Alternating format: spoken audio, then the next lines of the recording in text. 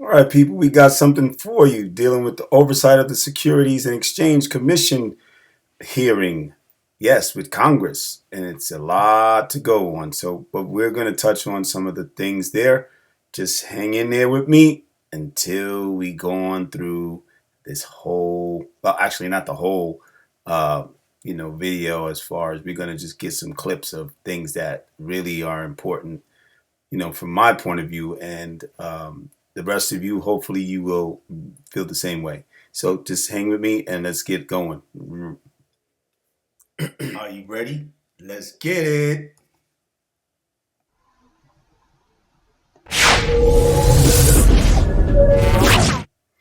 Alrighty then, let's get it.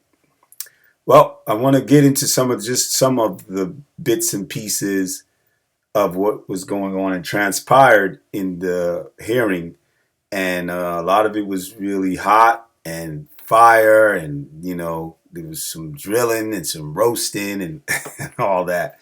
Of course, Gary the Goon Gensler, as we know, he had a lot to say, but that meant really nothing. Actually, he didn't have a lot to say. The congressman had more to say and ask him questions and drill him, but he had very little to say usually. So let me get that straight. And trying to avoid going around beating around the bush like normal. Most of us know already. Shout outs to my men's Versan and Ito. They did a video. Black Swan capitalists, and they did pretty good coverage. But my first actual initial seeing these guys talk in this meeting was through Thinking Crypto. So shout outs to him, my man Tony over there, and he did his thing, and people was chatting and so forth within the chat at the time, giving their own opinions and criticisms, hardcore criticisms at that. But let's get into it. I'm going to be touching certain areas, so just bear with me and ride with me along this path of going through and like critiquing and kind of breaking down a little bit what these people are saying from my perspective and point of view. All right, ready? Let's go.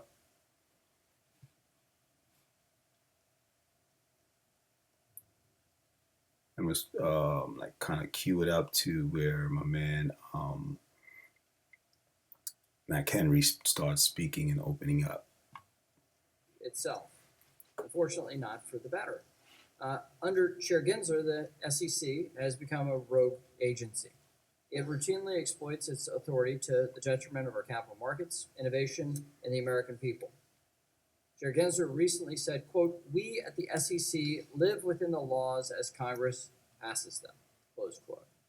Unfortunately, nothing could be further from the truth. Don't take my word for it. A wide array of federal judges appointed by presidents from both parties have noted that the lawless nature of Chair Gensler's tenure by overturning rulemakings and enforcement actions. And enforcement actions after enforcement actions, it's overturned. So we'll go up, and just to say, basically, Matt Henry is breaking down his perspective, and they also mentioned about this being their views, the congressmen and women, and not necessarily that it is going to be in law. Or they're going to be doing any major maneuvers against what their views are and what they're saying, and then that they're of course led to from their views, but led to questions. And most of the congressmen that did get to question, um, that was their main goal, is to get these answers from the SEC chairmen that happened to come, which was Gary Gensler, Hester Pierce, and three others that Bradshaw, and I couldn't remember the other ones. But yeah, so we'll keep on moving. I'm gonna cue it up a little bit to go to and try to get to this lady. I really don't want to deal with her. She said the same stuff. She had a script, and it pretty much all had a script. Even like Versan was saying, it was a whole bunch of bull crap. a lot of these guys were talking about, even the chairman. But Hester Pierce really brought some good points, and she was trying to bring her own perspective of that was not in line with the rest of the chairmans, especially Gary the Goon Gensler, especially Chairman Gensler. He, everybody knows about what he's about, and he's anti-crypto. He works with Elizabeth Warren, close net, and they're just all anti-crypto. And then he has his people who work under him that are, pledge allegiance to him. That, like one of the congressmen have mentioned here. But I'm going to get past her, and we'll go to, let's see, this lady. She said some pretty good things. We'll give her a little chance to speak. Is to move fast and break things. I yield back. Oh, let me go back and yeah, because it's kind of past her. See if we can get her. The outcome of this rushed approach is resulting in poorly crafted rules overturned by the courts over and over again. Unnecessary costs being imposed on retail investors and increased bureaucratic regimes for all market participants. It is clear that when it comes to the regulating our capital markets, your agenda at the SEC is to move fast and break things. Okay, so she said it. She said it all.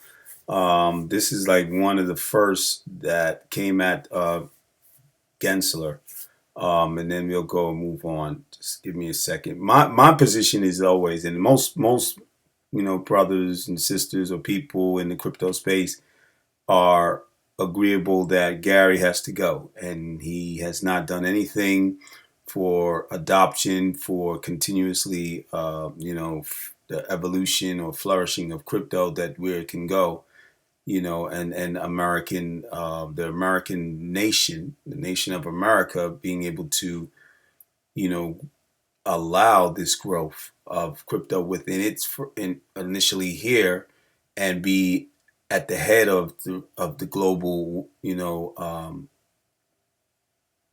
economy in relation to integrating crypto and digital assets, and then the technology of course, what we know of that runs these digital assets, which is blockchain technology, and then the companies that are the ones who are facilitating the services, which are known as fintech companies.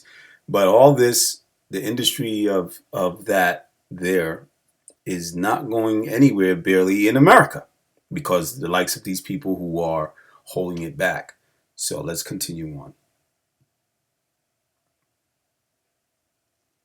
We're going to get past this guy Sherman, because he's one of, like, Gary the Goon Gensler's partners in this, disparaging and anti crypto propaganda that continues in the narratives that they bring against crypto. He'll say it more. He's anti than even Gary sometimes, if you listen to him. So we're not going to even listen to this guy. Let's move on. And now let's hear what Gary's saying in relation to the questions, I guess, he was being asked. Let's see here if I can get it.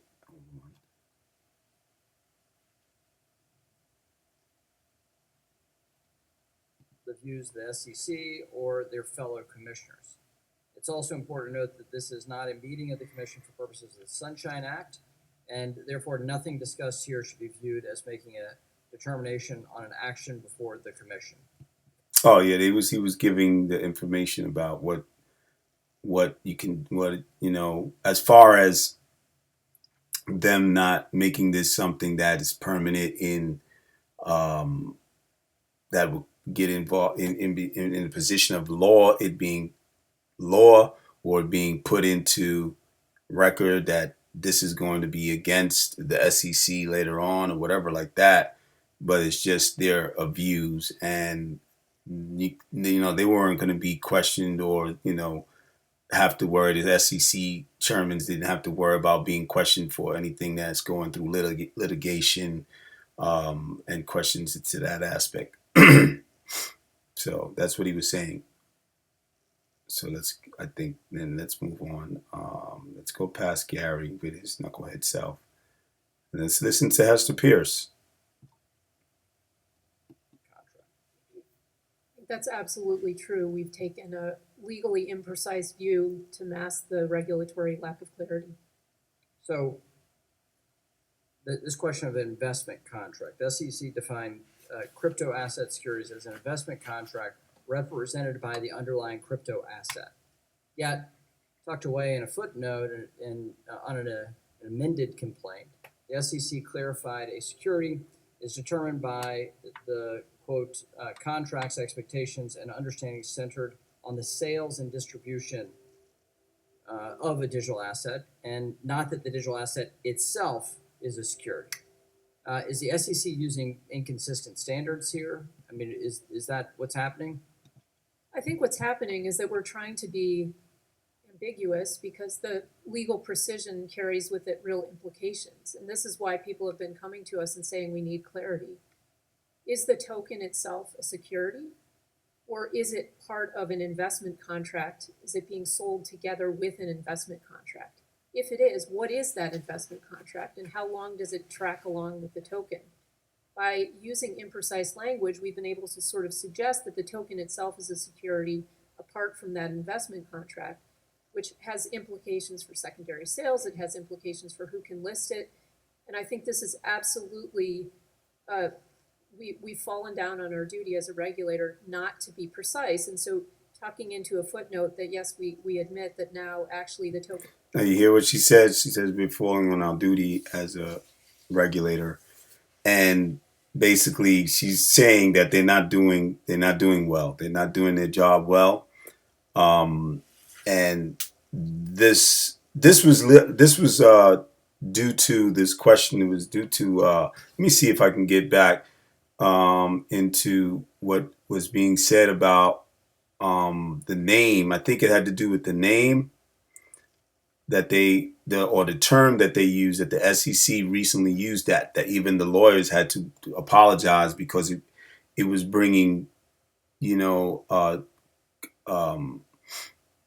confusion to whether or not it's a security or it's that crypto securities and so forth, because they use the term crypto security, digital asset securities, crypto digital asset securities. I mean, they tried to do whatever they was trying to do, but Hester Pierce was explaining, as you heard, okay, and it didn't come out right. It sounded more like it was, misleading, and this is what it was. This is what has been, a bit of what has been going on, has been said, and there was been videos about this before.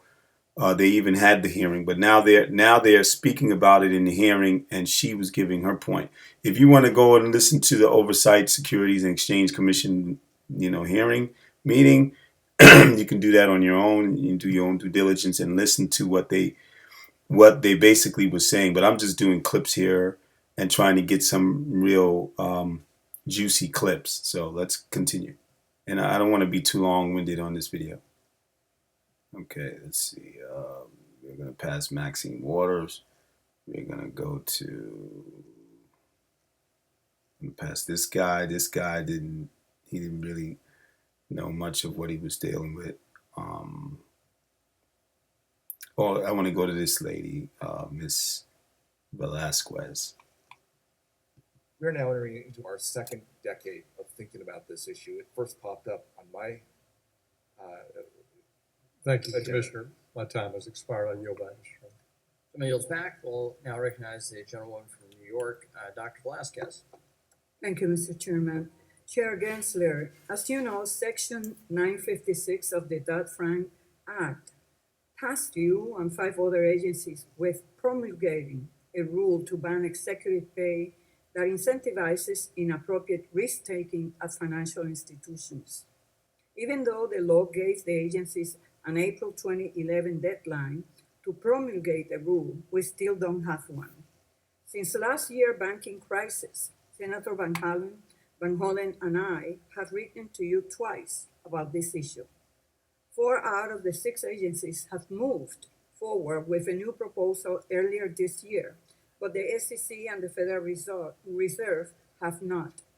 Why did the SEC not move forward with the 4 agencies earlier this year? Thank you. I take the mandates of Congress very seriously. When I got into the job, there were still about 10 in the Dodd-Frank Act, including Section 956, not yet done. We've moved on, I think, all of the others, if I'm not mistaken. On this one, it has to be a joint rule. And once the Federal Reserve told us that, and they've told us at staff level, they've told. Yeah, here he's trying to, use like he usually uses his maneuverability and going and being around the bush and passing the buck, giving an excuse why they're not getting things done in relation to this rule being pushed and passed and cleared. And he's saying that they have to have, it has to be a mutual thing done with the Federal Reserve, if I can remember correctly. And this lady was on his case. She, as you can see, and you'll listen to the rest. Told us at the chair level that they were not yet ready to move on it. I thought it was best just to. Sir, you said that you're taking this job seriously. It has been 14 years. I Do think. you think we deserve better? I think that the American public definitely deserve that we do this, and I'm supportive and have asked staff to work on it. But I understand the Federal Reserve. But you get what she's trying to say. 14 years. Why does it have to take 14 years? Like even with the case with Ripple, it's going to take almost like 5 years to get litigation done because they kept putting it off, and then Ripple, the company, they didn't try to go too much up against it. They just went with the flow. I mean, they did their good works and had their lawyers that did really good work to try to defend their position throughout the time period of the case.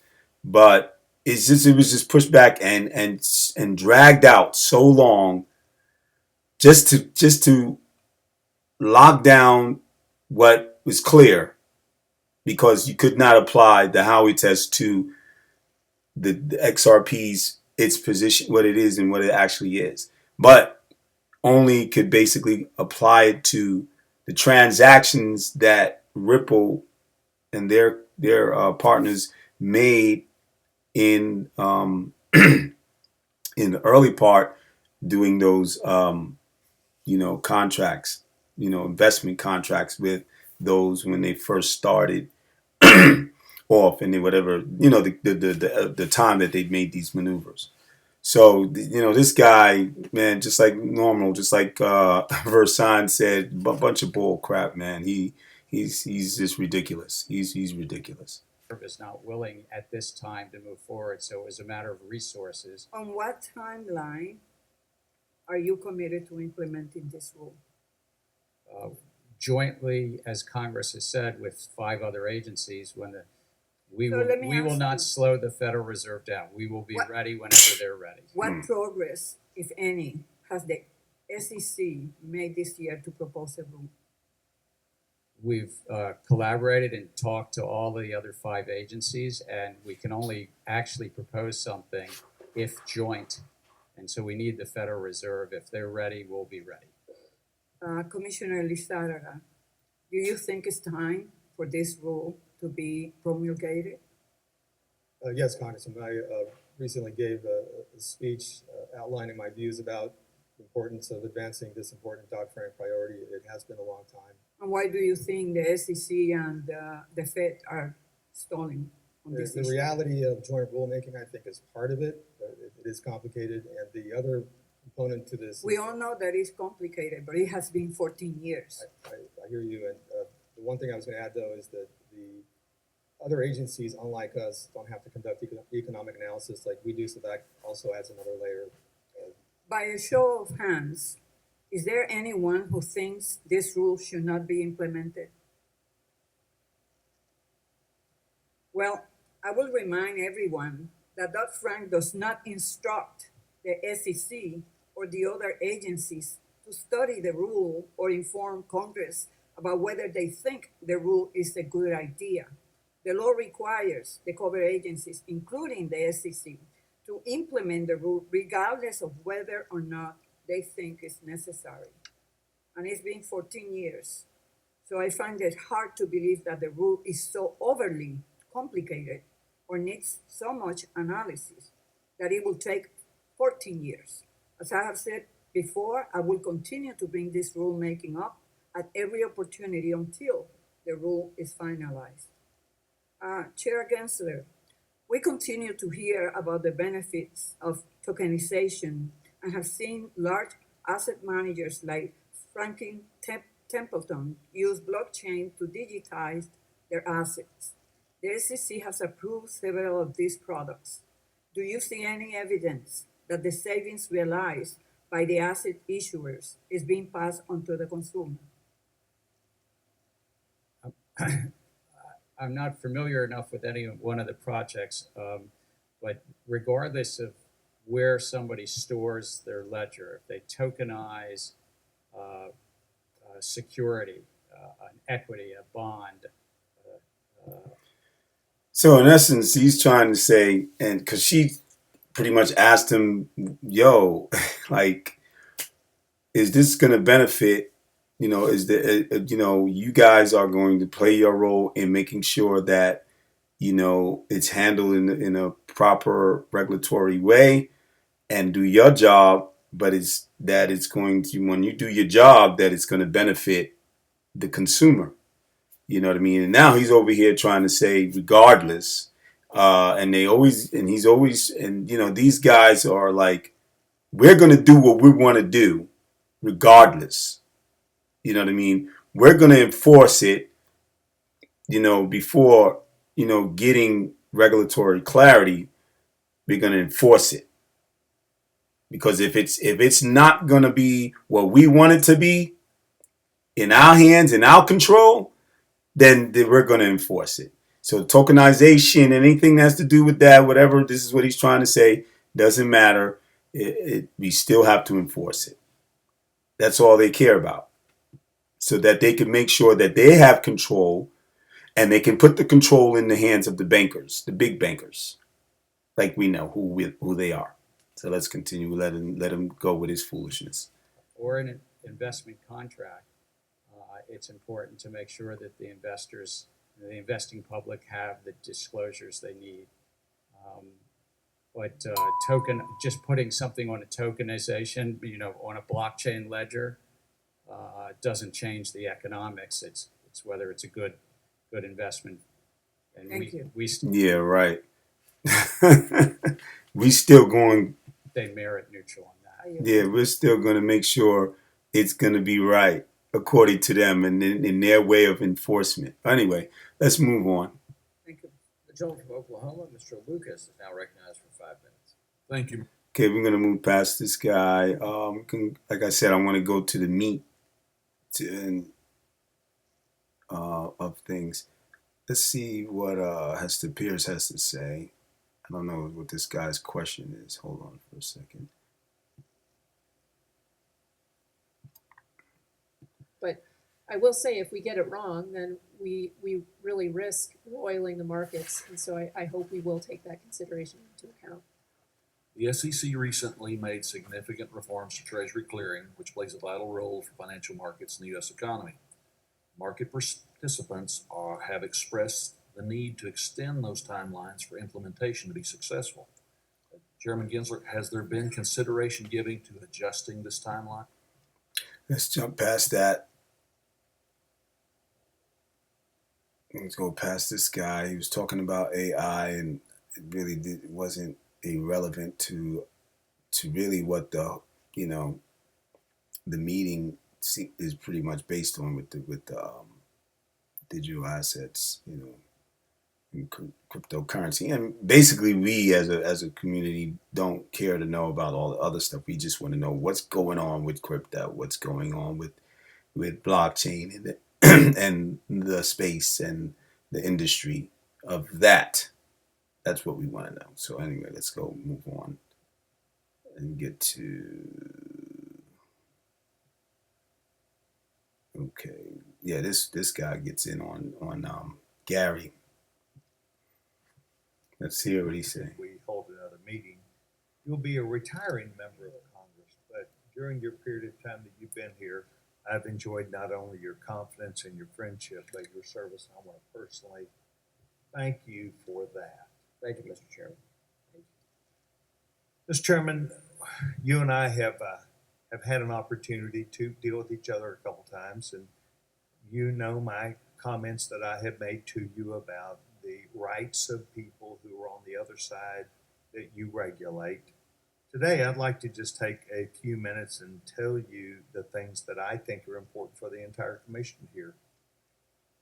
One of them is that I believe that you need more fairness and balance. I think the SEC does not have fairness or balance. I think that the SEC is engaged in selective enforcement. I think they're engaged in selective enforcement, perhaps of 1 or 2 or 5 people in a marketplace that were not really guilty of anything, but simply were someone that you wanted to make an example of.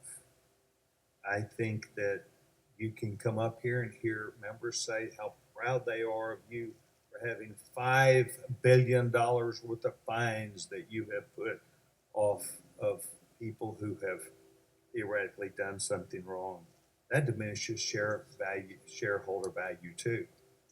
You fine a company, it takes away shareholder value, and that's one of the things that your commissioners have talked about today, that their mission is to ensure shareholder value and to protect people.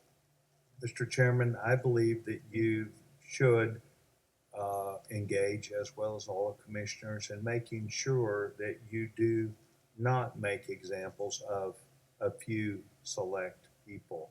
Mr. Chairman, I believe you should look at the mission statement that the SEC has, perhaps on a daily basis, and make sure that your staff and you live up to that. I believe that if you get in trouble, if you didn't intend to get in trouble, you ought to be able to get out of trouble. You ought to be able to work your way through regulatory morass instead of waiting for the average of 140 days or whatever it might be for you to respond back to a person. Just like the Ripple case when they first started out, and then this Wells letter going to Coinbase, and the likes of various other companies that they came after the SEC, right? And what they put them through, and it's like, come in and talk to us, and then they try to make maneuvers to do so, and then there's nothing done on the SEC's behalf as far as them,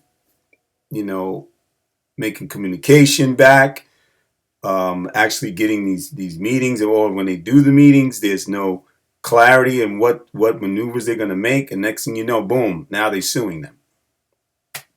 So enforcement, right?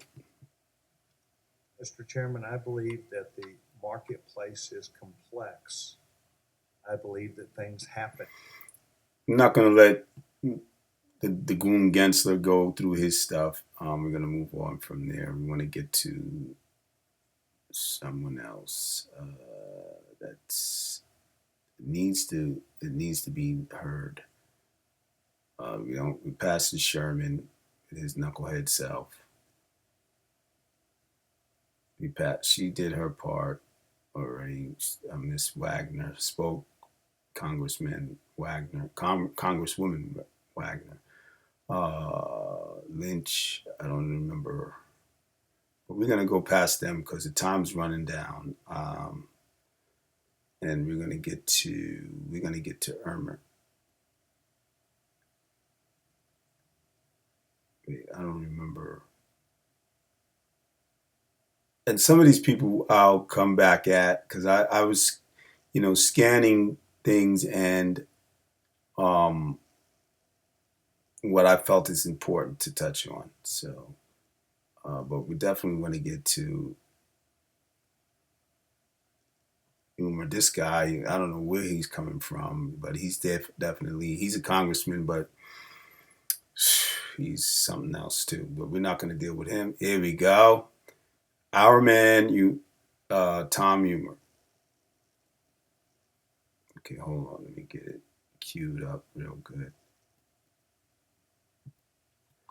All right. Hopefully this is And it. my time is about up. So again, I'd just like to thank all of you for your service. Thank you. Thank you, Mr. Chairman. I yield back.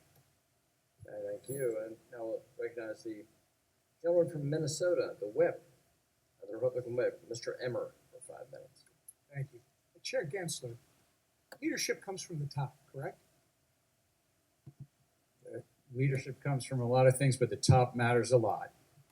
It's yes. The answer is yes, sir. But under your leadership at the SEC, it appears that you expect political allegiance, not just from the political appointees, but also from the civil servants you hired. Isn't that correct?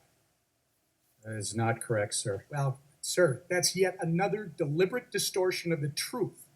The House has obtained emails between you and your now Director of Training and Markets. He interviewed with you and then sent you a follow-up email reassuring you, sir, that he aligned with your political views. So, that to me seems like you expect political allegiance from the people that you hire as civil servants at the SEC.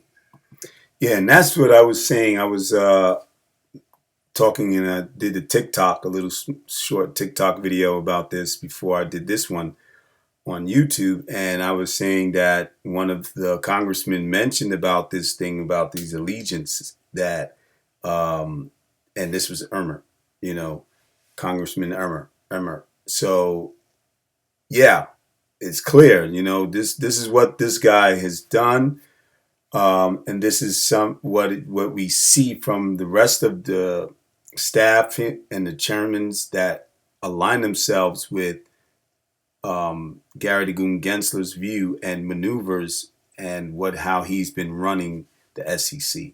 And Emer's going in and drilling him down real good. The way you hire and the culture you require encourages your staff to have loyalty to you above the law and above the mission of the SEC. Which brings us to the debt box case in Utah, where your attorneys, who no doubt heard your anti-crypto rhetoric, which is not based in law, went out and deliberately lied to a court in order to effectuate the commands from their chair to prosecute crypto companies. Chair Gensler, do you know of any other time in history where the SEC has been sanctioned by a court for material misrepresentation? First, if I might say, when we hire folks, we hire No, them reclaiming based my on- time, sir. The answer to that question is no, it has never happened. But let me ask you another one. Does the fact that we're talking about this today even slightly embarrass you? Look, the matters in that case were not well handled, Reclaiming and my we've said time that again. to the court. Reclaiming my time again. The debt box case should absolutely be embarrassing to you, sir. And just to be clear, the SEC had to pay with taxpayer dollars nearly $2 million in legal fees for this material misrepresentation, for this lie. You are aware of that, I'm sure. Is the debt box case the reason that why the SEC's head of crypto asset and cyber unit resigned in June, sir? No, they went to take another job. Okay, so no one in a senior level position here in Washington, D.C. has been held responsible for this complete abuse of taxpayer dollars. The SEC broke the law, your attorneys lied to the court, and no one in your leadership here in D.C. has been held accountable. That tracks. Seems like business as usual here in Washington. Okay, switching gears very quickly. It's been recently reported that Vice President Harris has finally said she'd craft clear rules of the road for the digital asset space if she becomes president. Is this your approach too, sir? Or do you think she's rebuking you because she doesn't think you've done a good enough job establishing these clear rules over the last 3 years of her administration? I think that there's laws in place. If Congress wishes to change them, they'll change them. But we are enforcing the laws, and there are many Reclaiming people my in this time. field So you don't that are think not she's following rebuking the laws. Reclaiming my time. Well, it's very interesting that you view your performance that way, because we have a litany of court cases extraordinary confusion in the marketplace, and millions of Americans pining for clarity from you. You've abused the agency's enforcement tools, and you've even baited companies eager to comply with you, only to hit them with enforcement actions. You've retaliated against businesses and people who have come before this committee to talk about the next generation of American finance. And perhaps somehow worst of all, you've made up the term crypto asset security. This term is nowhere to be found in statute. You made it up. You never provided any interpretive guidance on how crypto asset security might be defined within the walls of your SEC. Yet, you made the broad proclamation that you believe a majority of tokens are crypto asset securities. You did this, and you deliberately used this made-up term as the basis for your entire enforcement crusade over the past 3 years, only for your lawyers to retract it in a footnote to a court just last week. Your inconsistencies on this issue, sir, have set this country back. We could not have had a more historically destructive or lawless chairman of the SEC. I yield back.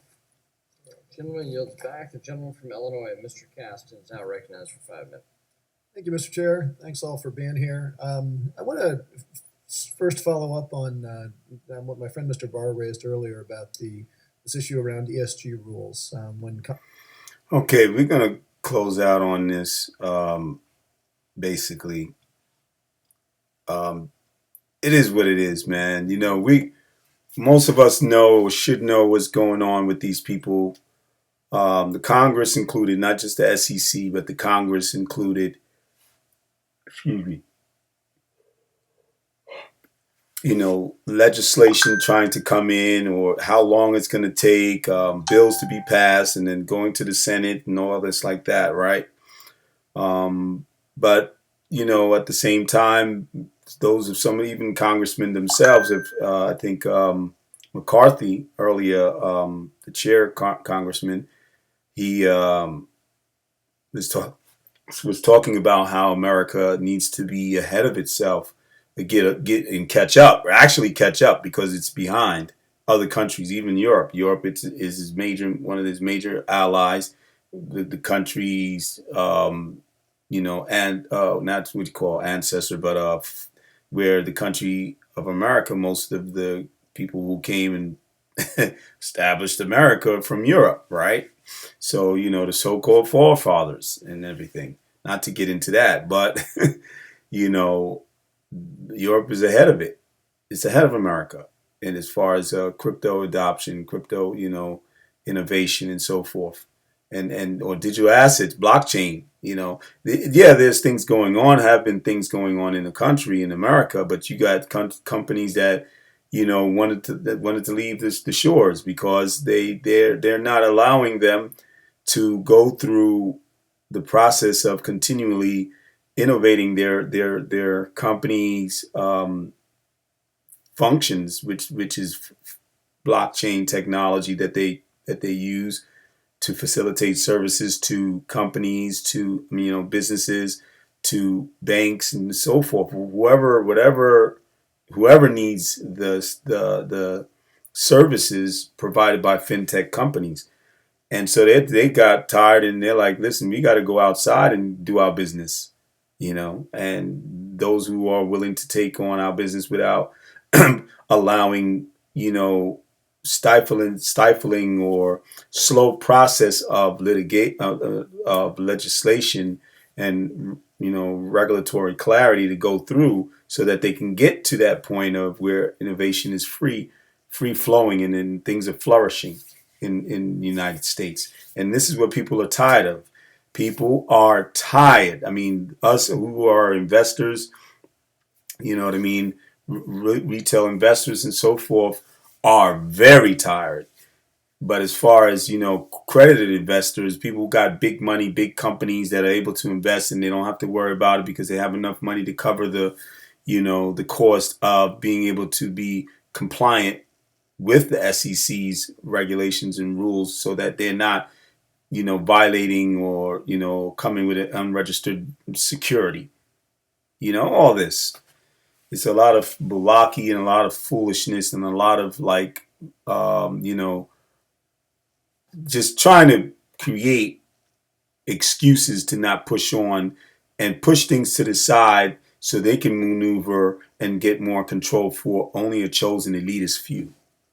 And we don't have to go there with that, but I spent a lot of time on this video that I wanted to, but I hope that you guys got some some value. Please subscribe to this video, click the like button in the bottom if you liked it, enjoyed it. I appreciate you being here and watching the video. Don't forget to share it with others, because it may help them or may inspire them to get in on what's going on, and so that they have awareness of what's going on as far as legislation is concerned, and regulatory clarity in the space.